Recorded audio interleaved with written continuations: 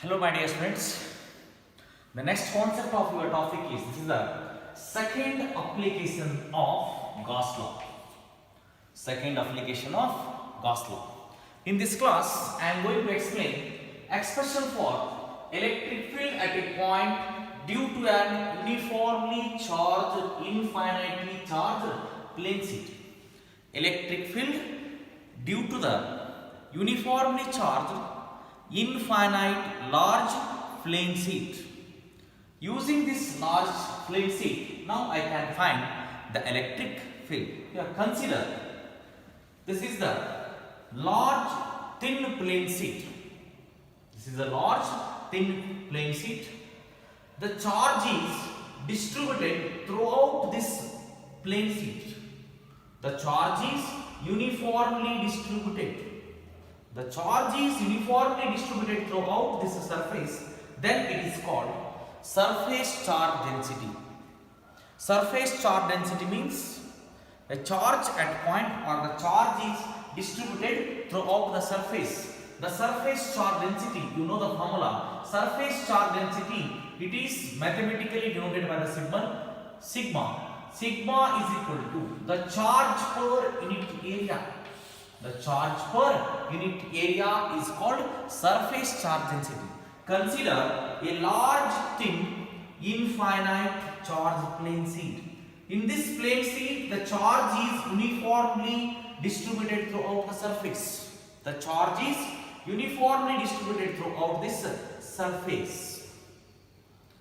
Here, P is the point at a distance r, or P is the point at a perpendicular distance r from this plane sheet. This is the plane sheet. Now consider P is the point. The distance between point to this plane sheet is, this is the perpendicular distance at a r from this plane sheet. Now we are going to calculate the electric field at P. Electric field at P from using this Gaussian cylindrical surface. We are going to find the electric field at P from using this Gaussian cylindrical surface. Here, now I consider this is the Gaussian cylindrical surface. In this plane sheet, now I imagine this is the Gaussian cylinder or Gaussian cylindrical surface. Gaussian surface means the total charge enclosed within the surface. The total charge enclosed within the surface, this is called Gaussian surface. Now I find the electric field due to this Gaussian cylindrical surface at the face A, dash and at the curved surface. The electric flux due to the face A, end of the face A dash and at the curved surface. We know the formula.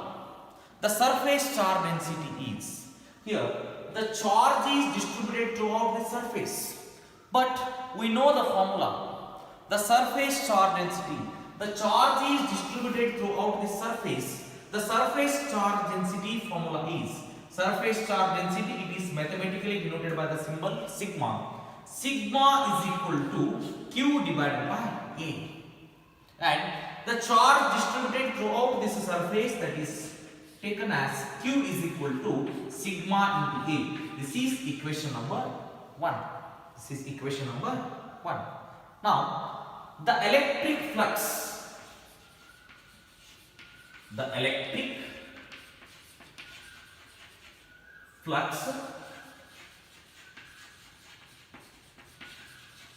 through the end A. The electric flux at this end A, from using the electric flux at a surface definition, it is the product of surface area and component of electric field along the normal. The electric flux through the end A, the electric flux through the end A dash and electric flux or the total electric flux through the curved surface.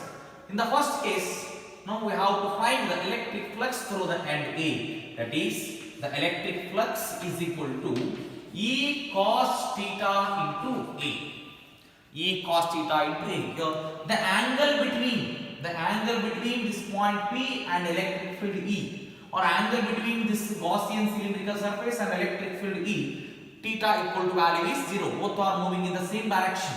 Here, the electric flux through the end A, that is electric flux, is equal to E cos theta into A. Therefore, theta is equal to 0 degree and cos 0 degree value 1. The electric flux through the surface, this is phi 1. Phi 1 is equal to, you get the form E into A. Here this is electric flux due to the Gaussian cylindrical end A. Next, the electric flux due to the end A dash. The electric flux due to the end A dash. Here also we get, that is phi 2 is equal to E cos theta into A dash. Electric flux due to the end A dash in this Gaussian cylinder, phi 2 is equal to E cos theta into A dash. In this case also, theta is equal to 0 degree and cos 0 degree is equal to 1. But here A is equal to area. See the area of cross section. A is equal to A dash. Again we get the same answer. Electric flux at the face A dash, that is phi 2 is equal to E into A. This is equation number 2. Next, the electric flux. The electric flux at a curved surface. The electric flux at a curved surface. Here this is electric flux at the end A. This is electric flux at the end A dash. Next I have to find the electric flux at a curved surface. At this curved surface here, the electric flux at this curved surface. Electric flux at the surface end A, it is along this normal direction. Here also along it is in this direction. In this case, the theta value is 0. But when we are going to find the electric flux due to this curved surface, here the angle between electric field and this surface, the theta equal to value is 0 degree. Now the electric flux due to the curved surface, phi 3 is equal to E cos theta. E cos theta into due to this curved surface. Due to this curved surface, that is E cos theta into the surface area, that is also A. Now we find that value phi 3 is equal to in this case, or here in this case, theta is equal to 90 degree, cos 90 degree is equal to 0. We get electric flux through the closed surface value is 0. This is equation number 3. Now the total electric flux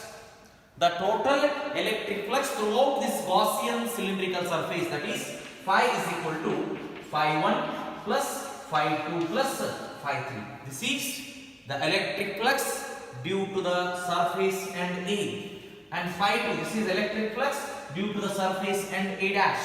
Phi 3 is the electric flux at a curved surface. The electric flux at a curved surface is 0 because the angle between that surface area and electric field along that normal is 90 degree. Phi is equal to phi 1 plus phi 2 plus phi 3. When you are substituting equation number 1, 2 and 3 in this equation, we get electric flux is equal to EA plus EA. EA plus EA is the total electric flux phi is equal to 2 into EA. This is equation number 4. But according to the Gauss law in electrostatics, we know that the formula, the total electric flux through any closed surface is equal to 1 by epsilon naught times of algebraic sum of all the charges enclosed within the surface. From using Gauss law definition, we know that the formula phi is equal to 1 divided by epsilon naught. This is equation number 5. According to this statement, the total electric flux through any closed surface is equal to 1 by epsilon naught times of algebraic sum of all the charges enclosed within the surface, that is phi is equal to 1 divided by epsilon naught. Phi is equal to 1 divided by epsilon naught times of net charge Q. Q divided by epsilon naught.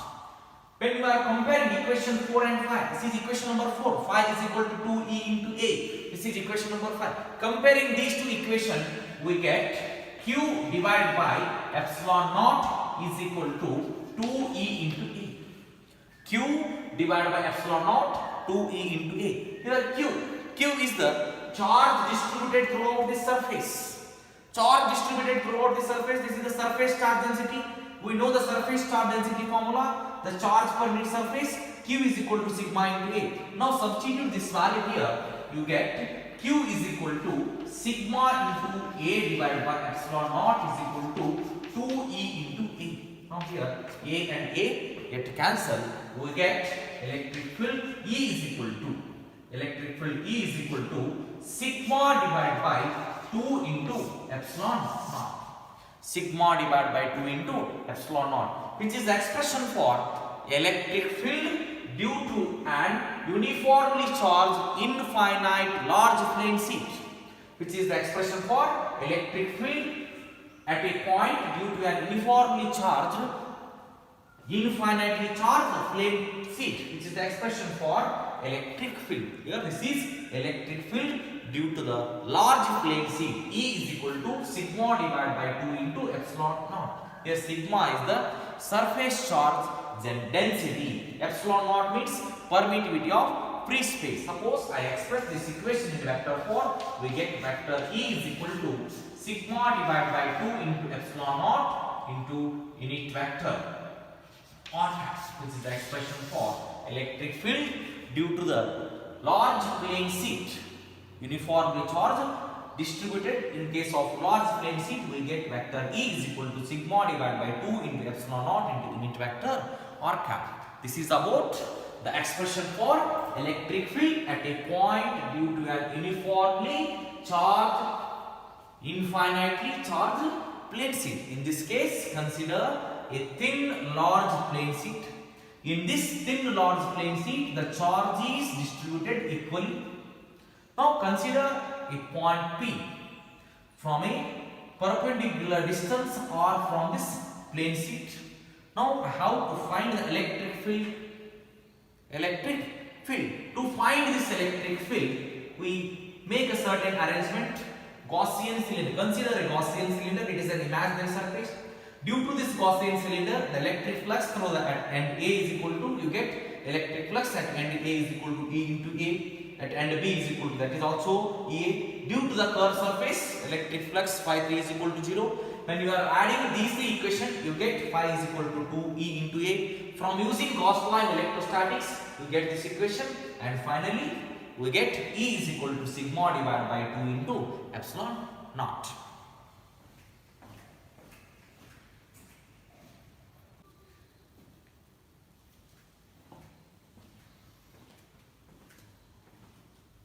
The next concept of your topic is, that is the third application of Gauss law, expression for electric field at a point outside a charged spherical shell.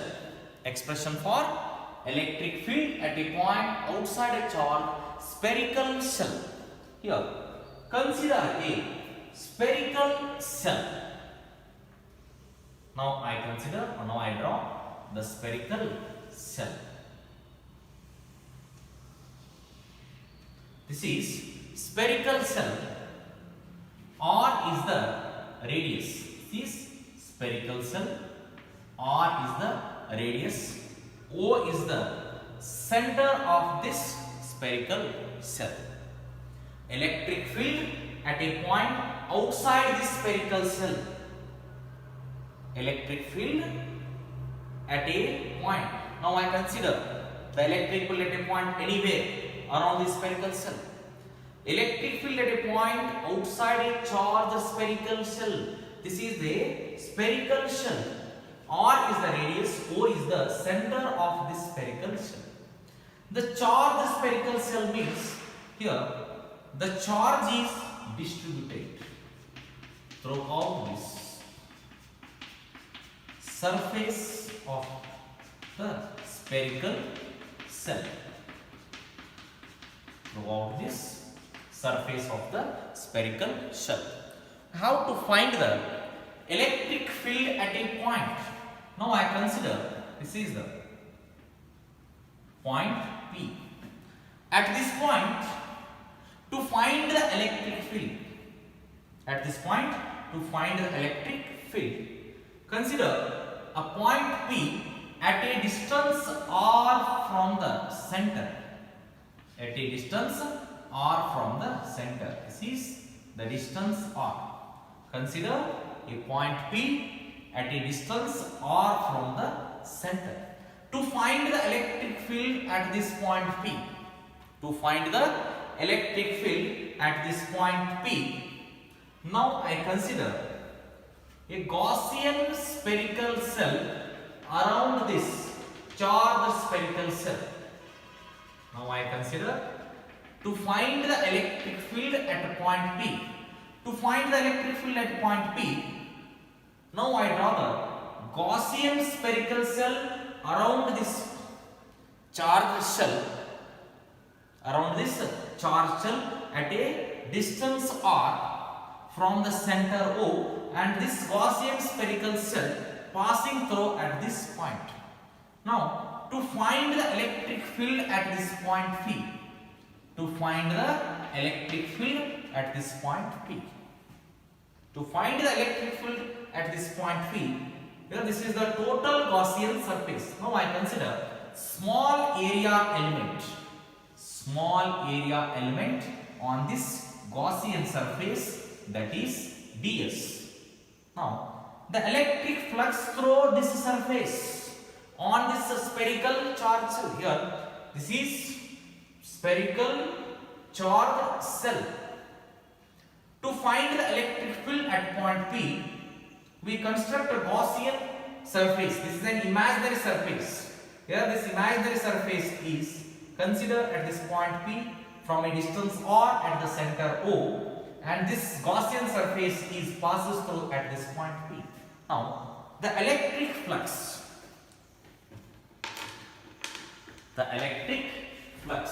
wait.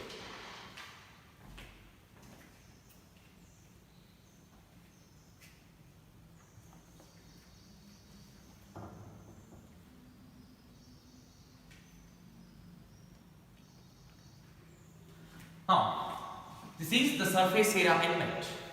In this surface, the total electric flux,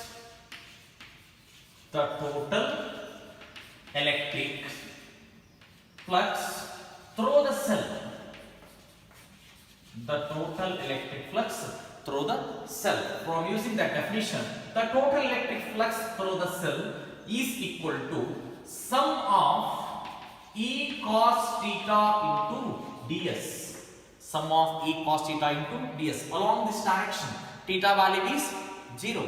Here, due from the definition of electric flux at a surface, the electric flux is equal to, or the electric flux through this cell phi is equal to sum of E cos theta into ds. Here, theta is equal to 0 degree and cos 0 degree is equal to 1. We get the total electric flux through the cell phi is equal to E into sum of ds. This is equation number 1. This Gaussian surface contains n number of small area elements like this ds. Now, the total surface or the total area of this spherical cell, we know that the formula, the total area of the spherical cell or the area of the spherical cell, the sum of ds is equal to 4 5 into r square. From using this is the formula of the area of the sphere or area of the spherical cell. The sum of ds, it is a small area element. Then we are going to find the total electric flux throughout this Gaussian surface. Now we add this value, sum of ds is equal to 4 5 into r square. We get phi is equal to E into 4 5 r square. This is equation number 2. But according to Gauss law in electrostatics, using Gauss law, according to the Gauss law in electrostatics, that is phi is equal to q divided by epsilon naught. This is equation number 3. The charge is distributed around this sphere or around this spherical shell. From using Gauss law, we can find the electric field. Comparing these two equations, equation number 2 and equation number 3, we get Q divided by epsilon naught, or E45 R square is equal to Q divided by epsilon naught. E45 R square is equal to Q divided by 4 pi epsilon naught. We get the electric field E is equal to here Q divided by 4 pi epsilon naught into R square.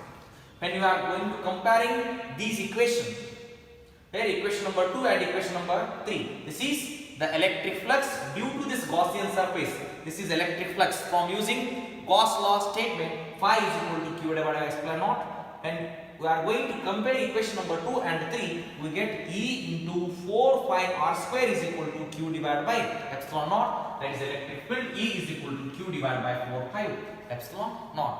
When we are going to rearrange this equation, we get E is equal to Q divided by 4 pi into R square into 1 divided by epsilon naught.